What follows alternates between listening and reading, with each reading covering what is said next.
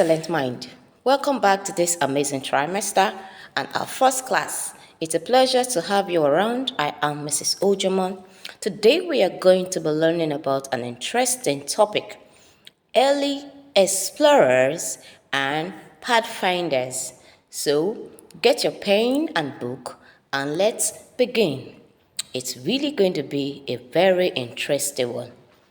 In the past, before the development of technology, people did not know many things about the world they lived in. Yes, they do not know many things about the world they lived in. They did not know how many continents there were on the earth. An explorer is a person who by means travel.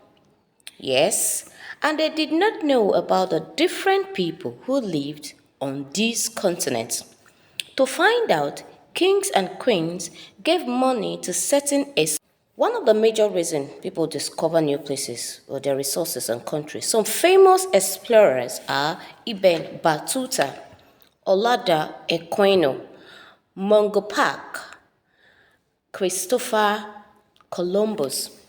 Those were the famous explorers who traveled around the world and Africa.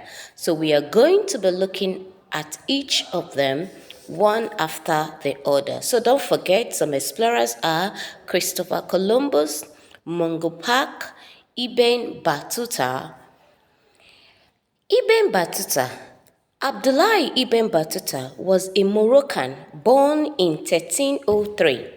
He explored Africa, Middle East, and Asia. He traveled for almost 30 years by boat and land. When he was in India, Battuta was appointed a magistrate of Delhi. He also traveled to China and around Africa. We can read more about Battuta's adventure in a book he called Travels, Rihala of Ibn Battuta. Olada Equino was a Nigerian slave born in 1745. He explored the Caribbean, the Atlantic, and the Mediterranean Sea. Very interesting. He was kidnapped and sold into slavery when he was a child and taken to America. He was a slave to a captain in the Royal Navy and later to a quarter merchant. He eventually earned his freedom by carefully trading and saving. He became a seaman and traveled the world. He was one of the first African explorers. As you can see, he traveled around the Mediterranean, the Caribbean, and the Atlantic and the Arctic. The next explorer we're looking at is Mungo Park. Mungo Park was a Scottish explorer. He discovered the River Niger on June 21st, 1975, while trying to find the source of the River Niger, but drowned at Busa. He reached the River Niger at Sagio, which is now known in Mali. Park traveled hundreds of miles, suffering fever and imprisonment along the way. Mungo Park went on a second expedition to find the source of River Niger. He and his crew were attacked at the rapids of Busa, a town on the River Niger, where he drowned. Another very interesting world explorer is Christopher Columbus. He was a European explorer that discovered America while sailing to find the king of China. He told him he could not find a way to China by sailing towards the west.